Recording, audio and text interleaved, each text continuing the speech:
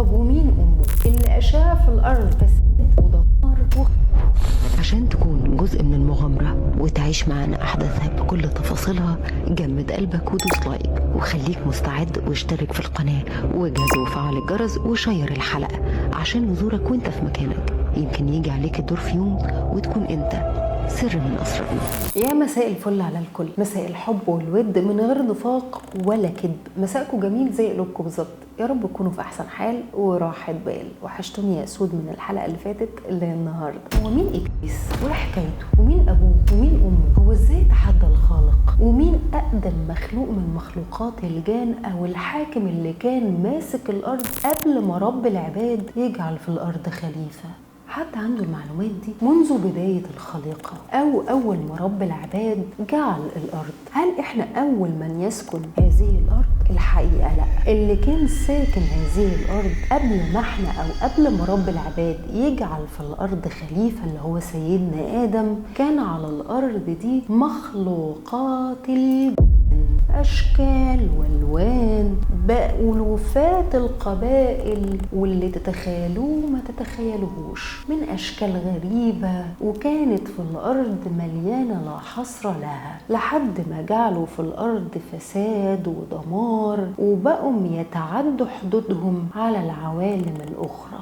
إيه ده؟ هو كان في عوالم غير الأرض ولكن مش هنتطرق لها دلوقتي. خلينا دلوقتي في مخلوق اللي أشاع في الأرض فساد ودمار فرب العباد أمر الملائكة إنها تنزل تنظف الأرض من هذه المخلوقات المتعدية اللي تعدوا على كل القوانين وأوامر الله عز وجل. وبالفعل قامت الحرب ما بين الملائكة والشياطين وخدوا الأمر بتطهيرها، وكانت من أكبر الملاحم والشيطانية على وجه البصيرة منذ بداية الخلق أو الكون بصفة عامة. وأثناء ما كانت الحرب شغالة، في بعض الملائكة لقوا طفل صغير من أطفال الجان، وكان عزازيل، كان لسه مولود، وكانوا هم نظفوا الأرض وأكلوا كل اللي عليها ما عدا واحد بس، هو ومراته اللي نفدوا من المعركة، وهقول لكم عليها دلوقتي. بس خلونا في مين؟ عزازيل، إبليس.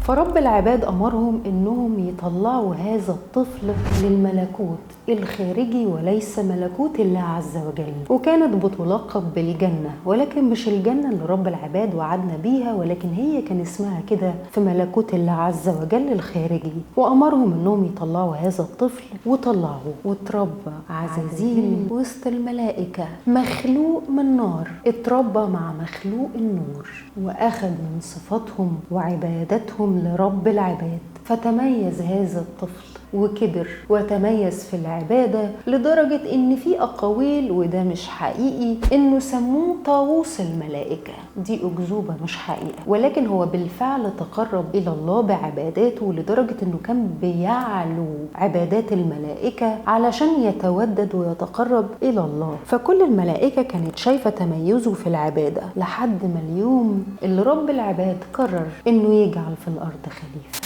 إلا إبليس أبى واستكبر علشان كان معترض على إنه إزاي تجعل في الأرض خليفة وأنا أعبدك أحسن من اللي هيفسد وينشر الفساد فيها. وإنت إيش عرفك يا مخلوق الحكمة من رب العباد في إنه يجعل في الأرض خليفة غير الجان؟ الله يا سارة، هو إيش عرف إبليس إن بني الإنس هيشيع في الأرض فساد؟ لأن أهل عمله اللي بني البشر عملوا دلوقتي. المهم ده أبى واستكبر، إبليس أبى واستكبر وكان من الكافرين، بل تعدى حدوده. مش بس اعترض على إنه إزاي يسيبه هو وهو بيتقرب إليه وبيعبده ويجعل حاجة من طين ويخليها هي اللي تعمر الأرض، دعا ربه وهنا تحدى الخالق وخرج عن طوعه وقال له أتحداك إن هذا المخلوق مش هيطيعك وهيعمل اللي عملوه أهلي قبل كده في السابق. وبالفعل وسوس لسيدنا آدم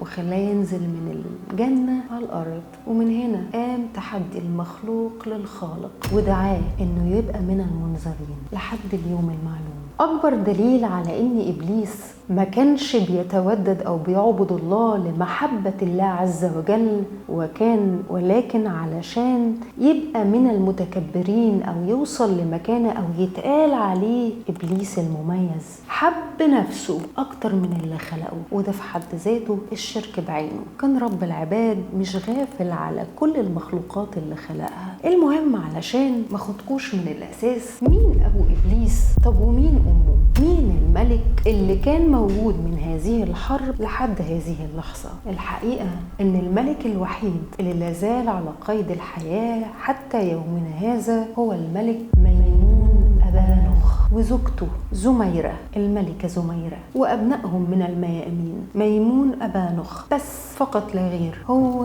من تبقى من هذه الملحمة اللي رب العباد أمر فيها الملائكة إنهم يطهروا الأرض. أبو وأم عزازيل أو إبليس من يوم ما تحدى المخلوق الخالق وهو اتمسح تماما من نفوس وعقول بني إلا واحد، الملك ميمون. ولحد يومنا هذا ما صرحش ولا قال على من هو أبو إبليس أو من هي أم إبليس أو أسمائهم الحقيقية، ولا يعلمها إلا الله. تفتكروا إيه الحكمة من كده؟